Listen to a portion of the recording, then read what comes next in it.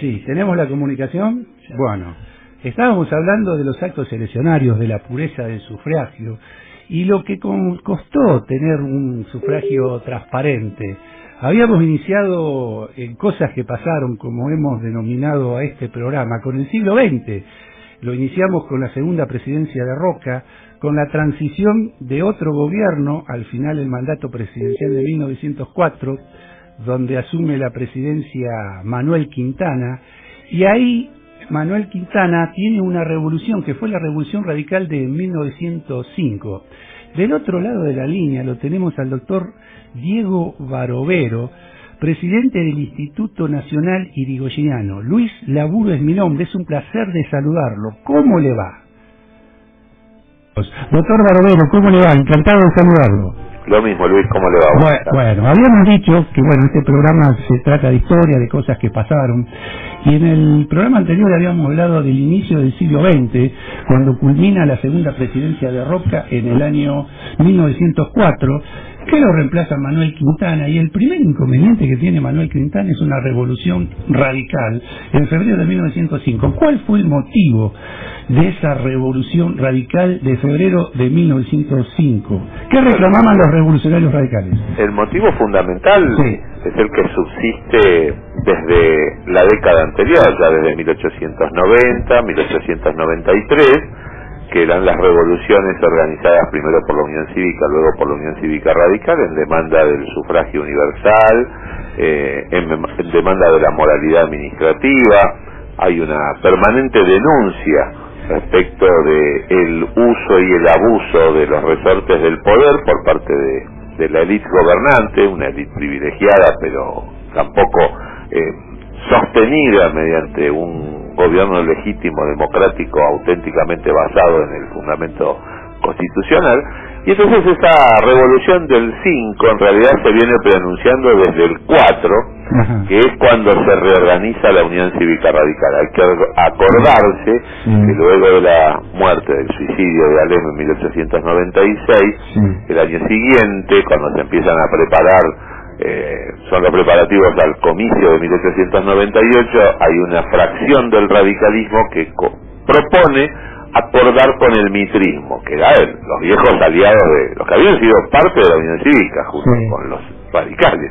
Y ahí, frente a esa decisión, Irigoyen toma la determinación de disolver el comité de la provincia, me refiero a Hipólito Yrigoyen, disolver el comité de la provincia de Buenos Aires y dejar sin sustento la estrategia nacional. Finalmente Bernardo Irigoyen acuerda con los cívicos, hay un pacto electoral que lo lleva a Bernardo Irigoyen, jefe de la Unión Cívica Radical, medio diezmada porque le falta la fracción intransigente que conduce Irigoyen, pero llega a ser gobernador de la provincia de Buenos Aires. Muy deshilachado ese radicalismo, es un radicalismo al que le falta la pata bonaerense, que era tan importante, que lo va a demostrar a lo largo de los próximos lustros, ¿cierto? Irigoyen asentó su estrategia política de impugnación al régimen conservador desde la fortaleza del radicalismo bonaerense. Y cuando reorganiza el radicalismo nacional en 1904, ya se prefigura la idea de una revolución cívica, cosa que se anuncia a través de un manifiesto en febrero de 1905, que Irigoyen se declara único responsable de esa revolución. Termina presentándose detenido cuando fracasa la revolución. Y fue una revolución que estalló como un mecanismo de relojería en la provincia de Buenos Aires, en la ciudad de Buenos Aires, pero hubo delaciones que hicieron que se conociera. Hubo delaciones. Fue una revolución cívico-militar, ¿no? Intervenían miembros del ejército también. Fue cívico-militar. Claro. La revolución cívico-militar. Irigoyen tenía una particularidad, que tenía una gran llegada a través de la conversación individual, una extraordinaria llegada con los cuadros medios del ejército, fundamentalmente, también con algunos de la Marina de Guerra, pero básicamente con el ejército. Irigoyen sabía captar a las voluntades de los tenientes, los capitanes, los mayores, algunos coroneles, y había muchos que estaban identificados con los ideales del radicalismo. De hecho, muchos de ellos provenían de familias que estaban emparentadas con la línea que después va con la línea federal, la antigua línea federal autonomista, o con el alcinismo, que vendría a ser una especie de proto-radicalismo. Entonces esa simpatía por los ideales que manifestaba el radicalismo, organización constitucional de la República, sufragio universal, moral administrativa, era bien visto por esos sectores que lo que pretendían era que el país estuviese organizado constitucionalmente, pero que la democracia fuese una realidad. Doctor, Leandro Balón es mi nombre. Hola, Leandro. Hay una pregunta que me gustaría hacerle. Esta rebelión, porque fue una rebelión, ¿no tuvo fusilamientos? ¿No pasó nada? Claro. Sí. Bueno, cuando cesan los combates, porque en realidad había habido combates en distintas ciudades, por ejemplo en Córdoba, por ejemplo en la capital, en La Plata, en Mendoza. Entonces hay una revolución que prácticamente triunfó, tomaron el gobierno provisoriamente. Cuando llegan las fuerzas a reprimir, el jefe de la Revolución Radical de Mendoza era el gaucho José Néstor Lencinas, secuestra una formación ferroviaria y se va a Chile por el paso ferroviario. Pero a lo que usted se refiere es el episodio de Pirovano. La revolución fue muy fuerte en Bahía Blanca. Cuando están vencidos los revolucionarios y se entregan pacíficamente y están desarmados y rendidos, hay una reacción que bien podría decirse de la soldadesca, porque es prácticamente una rebelión de abajo hacia arriba. Se desobedecen las órdenes de los jefes militares de la represión y los propios soldados proceden a fusilarlos sin juicio, sin corte marcial, sin juicio, sin proceso. Entre los muchos muertos de la localidad de Pirovano estaba Alejandro Moreno, que era el hermano de Julio Moreno, que en el primer gobierno radical va a ser ministro de guerra y jefe de la policía de Irigoyen, que son descendientes de Mariano Moreno, de Mariano y Manuel Moreno, ¿no es cierto?, la línea de los Moreno, y que a través de los años, después con el gobierno por supuesto el gobierno de Irigoyen, los Moreno Huello, en la época de Ilia, en la época de Alfonsín, es una familia muy tradicional del radicalismo y gente con la que seguimos teniendo contacto, son muy amigos, muy identificados con los principios y los ideales radicales. Hay otra pregunta que me gustaría si podemos comentarla. Yo no me acuerdo bien, pero me acuerdo que antes se usaban electores, no era el voto directo. Claro. Y me preguntaba, visto justamente lo que pasó, yo me lo preguntaba antes, pero con lo que pasó en estas elecciones, me pregunto si no era eficaz. Me pregunto, no tengo opinión, por eso le comento. Era mejor, yo no tengo recuerdo de cómo. El sistema de electores es un sistema que tuvo la Constitución desde su sanción original en 1853, que está tomado del modelo de la Constitución estadounidense, de la Constitución de Filadelfia. Allí sigue rigiendo el mecanismo de electores. Se llama elección indirecta. El ciudadano no vota por el presidente y vicepresidente, sino que es una elección de segundo grado, vota por aquellos que después, en un organismo conocido como Junta de Electores, va a votar efectivamente, va a elegir al presidente y al vicepresidente. Acá eso rigió hasta que se sancionó la reforma constitucional de 1994, que va a cumplir 30 años dentro de pocos meses. O sea que Menem fue el último elegido por electores. El último presidente elegido mediante el sistema de electores fue el presidente Carlos Saúl Menem en su primera presidencia. La segunda presidencia, que data de 1995, ahí ya la elección se hace directa, se unifica el país desde entonces como un distrito único, pero le pone el requisito de la elección con doble vuelta en caso de que no alcance en la primera vuelta una mayoría que da dos supuestos, el artículo 96, 45% en el primer turno electoral, como mínimo 45%, que se entiende que es una primera minoría, vamos a decir, holgada minoría, o en su defecto que alcance un 40%, pero con una distancia del que le sigue el número de votos que por lo menos sea de 10 puntos porcentuales. O sea que si tiene 40% y el que le sigue tiene 29,5, ahí ya no habría segunda vuelta. Lo que sucedió en la elección de 2015 y en esta elección que ayer hemos celebrado en la República es que ninguna fórmula obtuvo una mayoría contundente superior a los dos supuestos previstos por la Constitución, y por eso se va a la doble vuelta.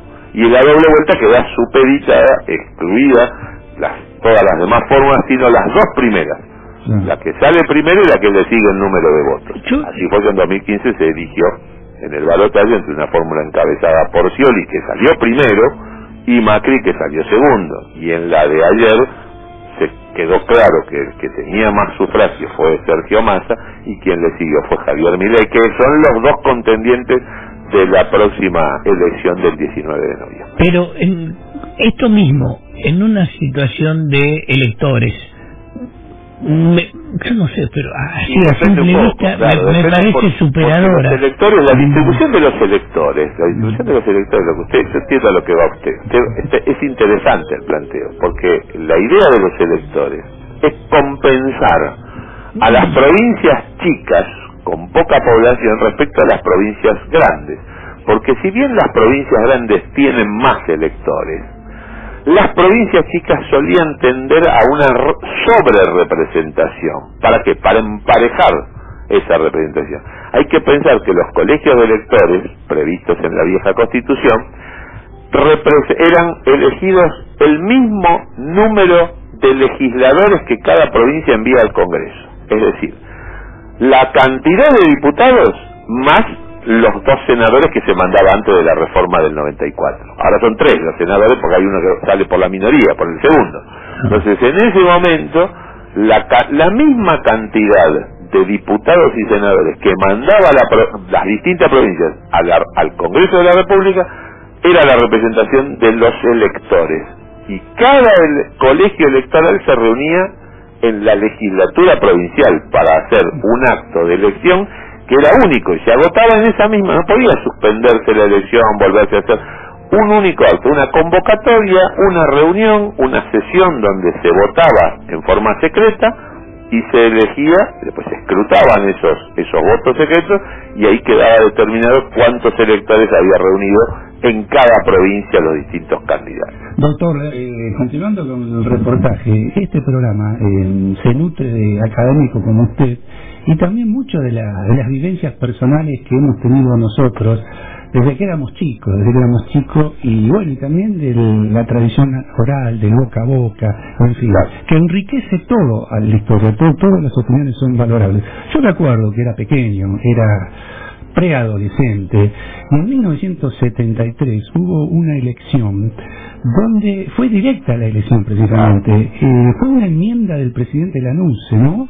Y bueno, y ahí no hubo colegio electoral, y da la casualidad, coincidentemente, que se repitió lo que pasó ayer en Cava, en la ciudad autónoma de Buenos Aires, que el ganador, que fue Jorge Macri, estuvo arañando el 50%, lo mismo que Héctor J. Cámpora en aquella oportunidad en 1973, le faltaba el 0, quedó 41 para llegar al 50% o más 1.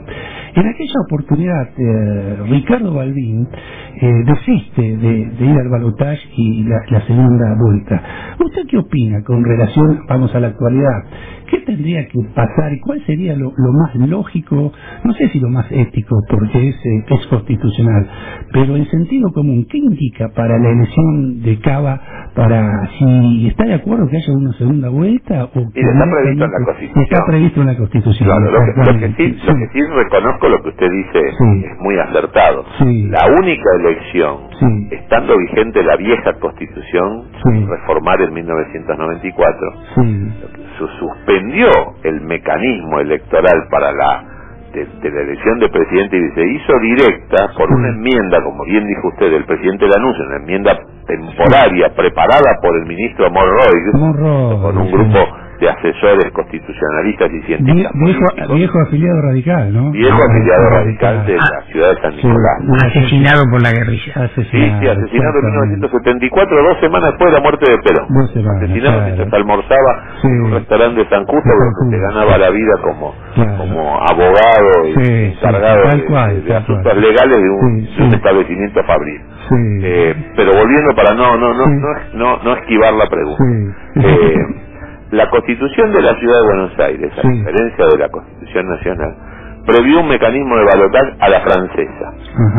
Es decir, en Francia, que es el país que introduce la figura de la segunda vuelta, en la Quinta República, impulsada por el general Charles de Gaulle, se impuso el sistema mayoritario, es decir, que si en primera vuelta alguien superaba el 50%, quedaba consagrado automáticamente presidente. O sea que exigió una mayoría mucho más agravada que la que está vigente en nuestro sistema, que es de 45 o 40. En la Constitución de la ciudad, sancionada, algunos le dicen estatuto organizativo, sancionada en 1996, se mantuvo ese esquema de balotaje a la francesa. Es decir, que para ser jefe de gobierno de la ciudad de Buenos Aires hay que tener en la primera vuelta por lo menos el 50% más un voto. Circunstancia que no se dio en la elección ayer. Lo mismo sucedió, algo muy parecido en la elección de 2015, que fue la primera en la que se presentó Horacio Rodríguez Larreta como jefe de gobierno de la ciudad, y quedó muy lejos el segundo en número de votos, que fue Martín Lustó. Y fue al balotaje.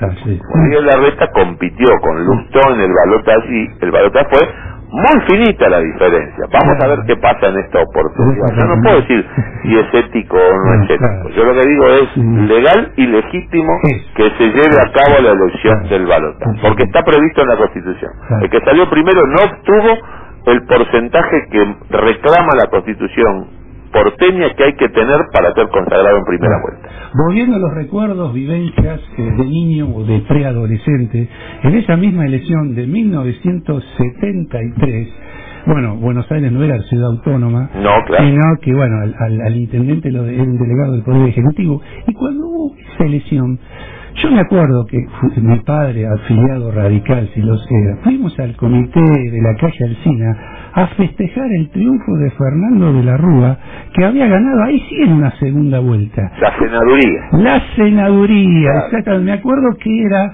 Sarrielo puede ser, Sarrielo era el senador que había salido electo, y bueno, y para dirimir quién era el segundo, fueron a una segunda vuelta Sánchez Orondo por el Frejuli, Frente Justicialista de Liberación, y Fernando de la Rúa, que era muy joven. Le decía el mecanismo para elegir senadores también en ese momento, producto de la enmienda temporaria, provisoria de la época de Lanús y Morrodio, eran 3 senadores por distrito. Bueno, la ciudad de Buenos Aires no era provincia, tampoco lo es ahora, pero es una ciudad autónoma, tiene un rango similar a la provincia.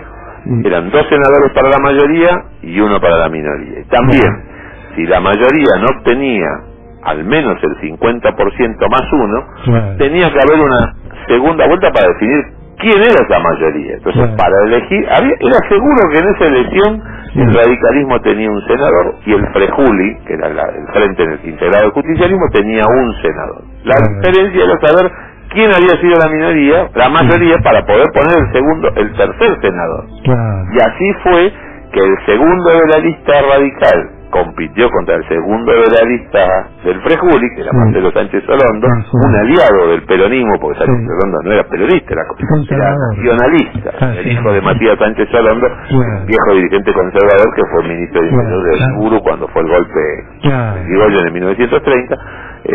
Como Solano Lima, de la Rúa fue candidato a senador, claramente triunfó en esa elección, en esa segunda vuelta, y eso fue para el radicalismo fue una gran esperanza. Y de la Rúa lo hizo famoso, porque era un dirigente de 30 incluso salió 4 años, el apodo de Chupete, que venía de Córdoba además, el apodo de Chupete, porque era muy joven. Yo me acuerdo, fui con mi papá, me acuerdo, nos fuimos ahí ahí lanzó el apodo de Chupete. Y bueno, y también vamos a relacionarlo con ese año 73, que bueno, el senador de Frejuli fue Díaz Vialet. Alejandro Díaz Vialet. Y vamos a decirle, vamos a recordar a los oyentes, contar la historia, que al renunciar Cámpora y Solano Lima, Díaz Vialet era presidente provisional del Senado y era el que le correspondía por la línea sucesoria, ¿no? Claro. Y después, bueno, lo mandaron de viaje. Lo mandaron de viaje oficial para que no estuviera en el país. Para que no estuviera a las tiras. El presidente de la Cámara de Diputados, quien seguía en el orden para cubrir por la ley de acefalía el Poder Ejecutivo. Bueno, todo esto surge del boca a boca y de las vivencias personales que tuvimos nosotros. Doctor, yo tengo una vivencia personal, pero no sé si usted me puede ayudar, porque nunca lo hablé con mi papá. Mira vos, ahora estoy... Cuando yo era chiquito, mi papá estaba en la Junta Electoral. Mi papá apoyaba a Frondizi en ese momento, estoy hablando, y tenía una chapita que decía, ¿cómo se llama? Un pin que decía 1957 Junta Electoral, Junta Electoral 1957. ¿Qué era la Junta Electoral? La Junta Electoral depende, porque puede ser una Junta Electoral de carácter interno dentro de un partido, en el orden partidario, para definir es la autoridad máxima de una elección interna, por ejemplo.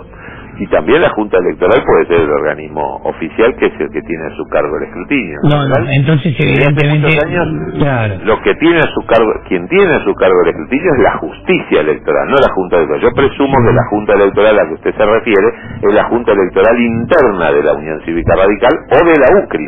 De la UCRI, mi padre era de la UCRI. De la UCRI, entonces era eso. Porque yo decía, ¿qué es la Junta Electoral? Porque no es el organismo que tiene a su cargo es la autoridad de la elección, en este caso una elección interna, la que fija las pautas, los criterios para el funcionamiento de una campaña, para el escrutinio de una elección, verifica el cumplimiento de los requisitos de quienes son candidatos. Claro, sí, era... me parece que hoy en día los partidos no tienen esa organización. No tienen, siguen existiendo. De hecho, en las coaliciones, que esto es algo que se ha puesto muy de moda en los últimos tiempos, las coaliciones tienen que formar, acuerdan un mecanismo interno para definir y dirimir cómo va a ser la PASO, y después la deben presentar desde la Junta Electoral propia de la coalición a la Justicia Electoral para que lo avale. La Junta Electoral vendría a ser un organismo más cercano, más propio de la entidad partidaria o de la coalición o del frente, y luego la autoridad final es la justicia electoral. Hay un trabajo bastante administrativo, bastante importante. Sí, es muy arduo, yo se lo digo con algún conocimiento, es arduo, es ingrato, es cansador, mucho tiempo, muchas horas, mucho esfuerzo intelectual. Sí, es complejo, es una tarea compleja. Y extendiéndolo como usted lo plantea con coaliciones, más difícil todavía. Sí, porque en esas coaliciones cada partido integrante trata de tener su representante, entonces cada uno lleva un poquito de agua para su molino, ¿no? Y tira para su lado, tratando de preservar la integridad de la coalición, pero cada uno va a representar su propio partido. Bueno, también este es un programa de Vicente López, acá del partido de Vicente López, y hay muchas calles que están relacionadas con el radicalismo, con el irigoyenismo. Acá yo creo que en el país tendría que haber, cuando uno pone el municipio que le corresponde poner el nombre de una calle, poner una breve biografía de quién se trataba, porque uno va a Río de Janeiro y yo voy caminando, transitando las calles de Río de Janeiro y me encuentro con la calle Bartolomé Mitre, y hay una pequeña biografía que le indica al que desconoce a Bartolomé Mitre quién fue Bartolomé Mitre. O sea, eso se tendría que arreglar a nivel del Consejo Deliberante de cada municipalidad, en fin. Pero bueno, mi pregunta no estaría mal, pero mi pregunta concreta es que acá en el municipio de Vicente López tenemos dos gobernadores radicales. Uno fue Valentín Vergara y el otro fue oriundo de Entre Ríos. De Entre Ríos. Claro. Toda su carrera política en la exactamente, pero por eso, mucha gente de acá de Vicente López y que vive en la calle Valentín Vergara, quizás no sabe quién fue Valentín Vergara y tampoco sabe quién fue Luis Monteverde. O sea, fueron dos gobernadores radicales que para la gente que nos está escuchando y vive en la calle Valentín Vergara o Luis Monteverde y no sabe quiénes fueron esos dos afiliados a la Unión Cívica Radical. Valentín Vergara, como les decía antes, era un dirigente radical de la provincia que en realidad había nacido en Entre Ríos. Sí. Fue diputado radical, presidente del bloque personalista, o sea, del bloque que adhería al liderazgo de Irigoyen cuando se produjo la división interna del partido. Pero tenía una actitud muy ecuánime. Y dicen, recuerdo haberlo aprendido de Félix Luna en sus muchos libros, que hace algunas menciones, no tan explícitas, pero hay algunas referencias a la figura de Vergara, es que era un hombre que buscaba la unidad o buscaba una convivencia entre los dos sectores radicales irigoyenistas y antipersonalistas, que eran los que estaban en contra de Irigoyen. Que eso le granjeó cierta simpatía como para ser candidato de unidad en la elección en la que él fue electo, que fue en el año 1926, cuando el radicalismo, si iba dividido a la elección en la provincia de Buenos Aires, perdía. O sea, la clave del radicalismo, la clave de la provincia de Buenos Aires era ir juntos, tanto radicales irigoyenistas como antipersonalistas. El antipersonalismo se va definitivamente del radicalismo para la elección de 1928, cuando presenta fórmula propia en contra de la candidatura de Hipólito Yrigoyen. Me lo gallo. Eso para referirme a Vergara. Vergara es el gobernador radical, el último gobernador radical de la provincia de Buenos Aires, del radicalismo unido, sin que se dividiera personalistas y antipersonalistas. Ahí está. Usted me habló de Luis Monteverde. Luis Monteverde es anterior. Don Luis Monteverde de ingeniero. Y había sido vicegobernador de la provincia, elegido con el primer gobernador radical, que fue José Camilo Croto, aquel del cual dejó el nombre Croto para referirse a los lincheras que viajaban en los vagones del ferrocarril, y decían, el guarda o el vigilante de la policía ferroviaria lo dejaba porque decían, seguí, vos viajás por Croto. Era ese José Camilo Croto renuncia a la gobernación enemistado con Irigoyen ya era presidente de la República, tenían diferencias personales y políticas, y el ingeniero Luis Monteverde, un importante hombre de la ciudad de La Plata, era vicegobernador y completó el mandato como gobernador.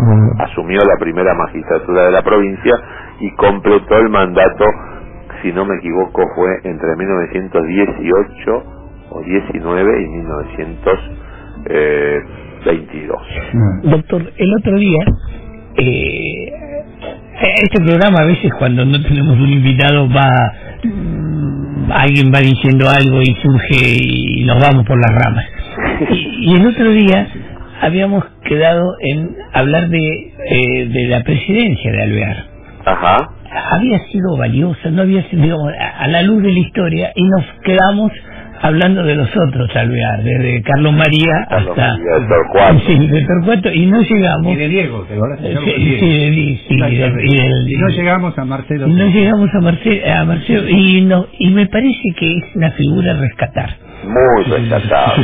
Fue una gran presidencia, fue un lindo momento de la Argentina con un saldo de la balanza comercial favorable, obviamente, posterior a la Primera Guerra Mundial, pero bien aprovechado, bien resueltas las situaciones, decisiones de políticas de Estado importantes, fortalecimiento fundamentalmente del presupuesto público, honradez administrativa, un gran desarrollo de obras públicas, mucho aporte en el sentido de obras, de realizaciones muy concretas, la fábrica militar de aviones de Córdoba, la instalación de la primera gran destilería de petróleo, que es la destilería de YPF de La Plata. La YPF es creada como dirección por Hipólito Yrigoyen en los últimos meses de su gobierno, pero la designación del ingeniero y coronel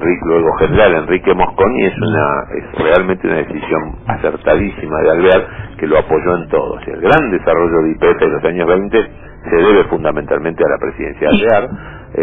¿Por qué decisiones culturales? Alvear compra el Teatro Cervantes, que era privado, y lo nacionaliza, lo convierte en el gran teatro que soy.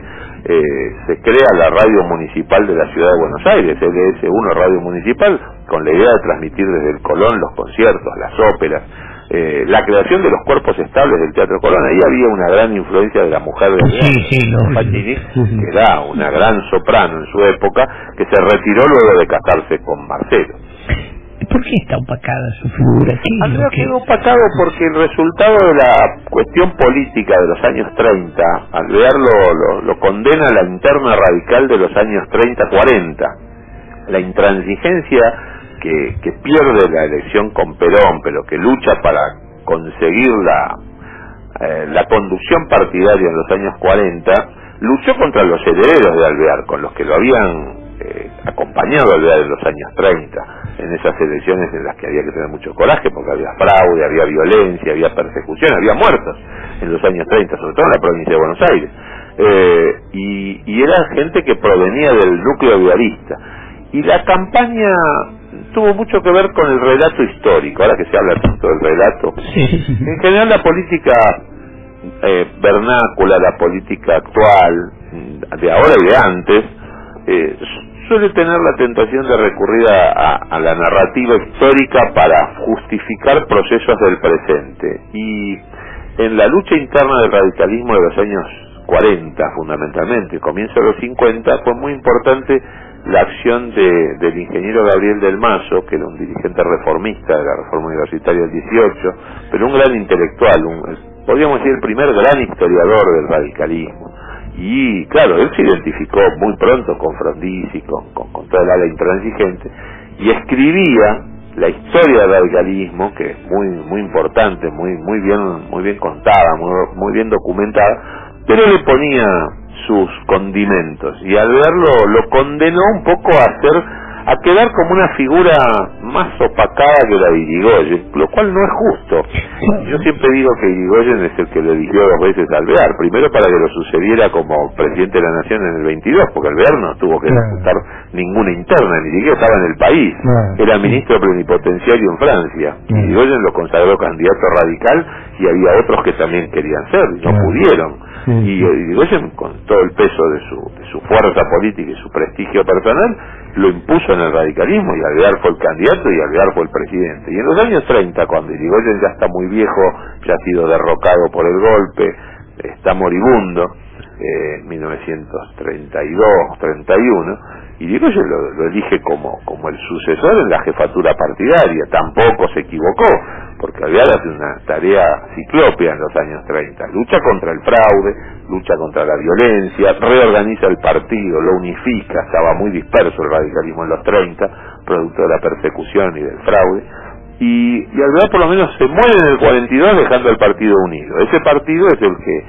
en gran medida le debe su subsistencia durante toda esa década al tesón y al compromiso y al trabajo de Alvear.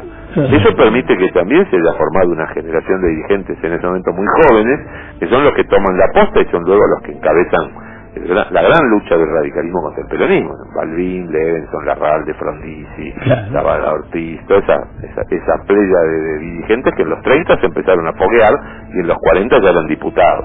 Hablando, doctor, de la Suprema Corte de Justicia, bueno, después del golpe del 6 de septiembre de 1930, avaló el golpe, ¿no? Lo declaró como legítimo la Suprema Corte de Justicia. Tuvo una declaración desafortunada. A veces se ha hecho hincapié en esa declaración porque fue tomada por un corresponsal del diario La Razón, mientras estaba Alvear en París. Él después lo procuró aclararlo, nunca terminó de quedar muy explícito, como que lo habían sorprendido y él estaba resentido, sobre todo por el final de su gobierno y la partidaria que se había dado entre los que estaban con Irigoyen y los que no. Él fue muy leal. No sé de qué estamos hablando.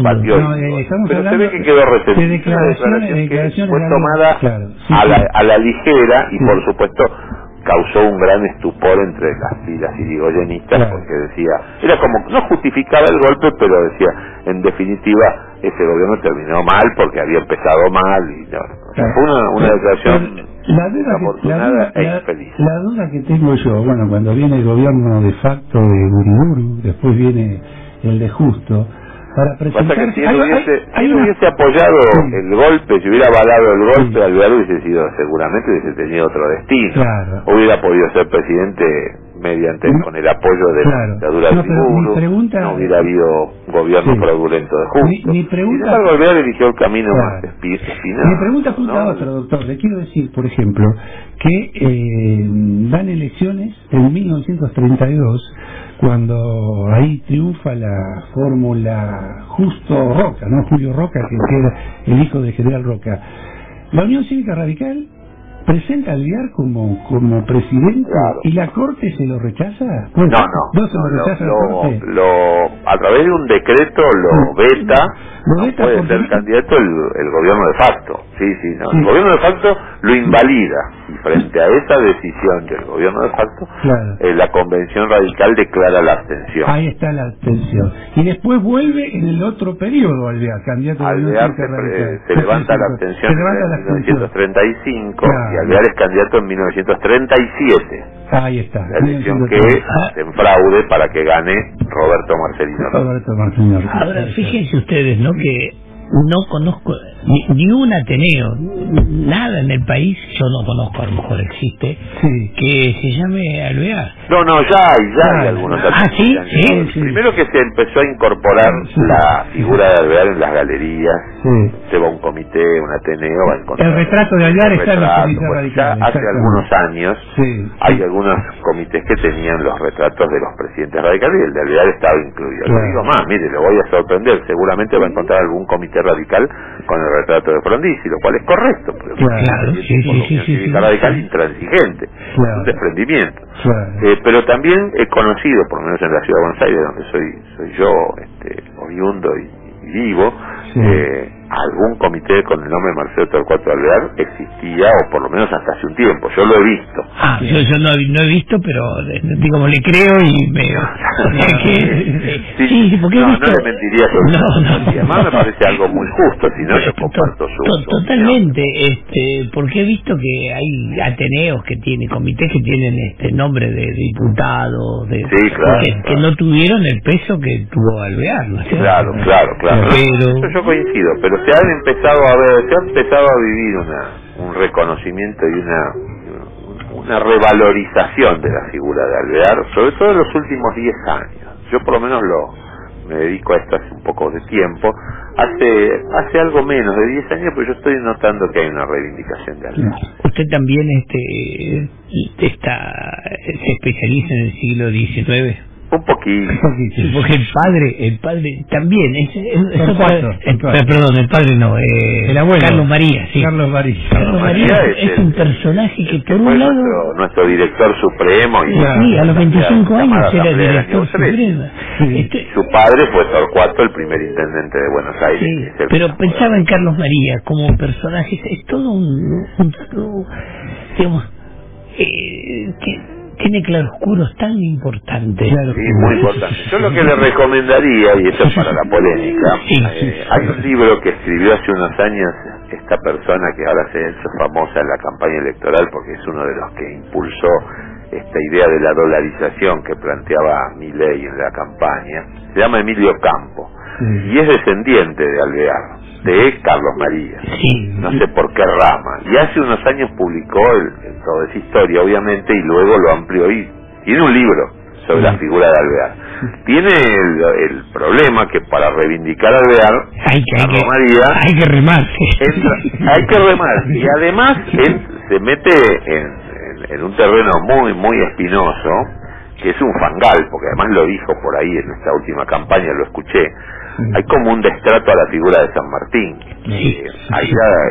O sea, tendría todo el derecho de reivindicar la figura de Alvear si lo considera, si tenía los elementos, que seguramente, como dice usted, los personajes históricos son humanos, nosotros los miramos con el prisma del bronce, pero los claroscuros son propios del género humano. Pero para reivindicar a Carlos María Alvear no hace falta hundir la figura de San Martín, porque además hace falta para la mitología de una nación. Las figuras de San Martín y Belgrano son fundantes, es una falta de respeto y además un error, hasta siendo historiador. Me parece que ¿cuál puede ser el cuestionamiento a la figura de San Martín? No, porque me parece que se lo digo, pero para que lo lea, para ver si tienen más elementos para la polémica. No le tengo simpatía personal al personaje de que me estoy refiriendo, pero sé que ha trabajado el tema, se ha documentado bastante y ha procurado reivindicar al Alvear. Es cierto que de la mano de eso procura una desmitificación de la figura de San Martín. Claro, son dos cosas distintas. Una cosa es enaltecer a Alvear como, claro. Y uno como argentino y como usted dice, buscando todo lo que pueda hacer un prócer para tener, cuanto más próceres tenga, digamos, en mi panteón mejor es, sin arruinar a otro, sobre todo al padre de la patria. Sí, además, sí, al padre de la patria. Bueno, la verdad que ha sido un lujo, doctor, tenerlo. Realmente fue un lujo. Y bueno, ya le digo, nosotros habitualmente hacemos por la tradición oral, por las vivencias que hemos tenido, sobre todo del siglo XIX. Y bueno, y quiero culminar una experiencia personal que tuve yo de niño también, familiar. Usted habló de Félix Luna. Sí, claro. Félix Luna, un historiador de aquellos, un maestro de la historia.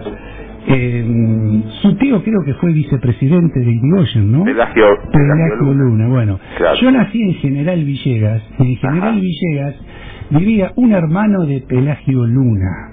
Eran riojanos todos. Sí, claro, una familia riojana. Claro. Y el padre de Félix Luna, claro, en la elección de Perón, sí, en el 46, febrero del 46, fue candidato a gobernador de La Rioja por la Unión Cívica Radical. Claro. Carlos Luna Valdés. Claro, Falucho, a quien yo conocí mucho. Falucho, sí. Tuve mucho trato con él y le debo muchísimo de lo que yo hago, tiene que ver con lo claro, que me inspiró.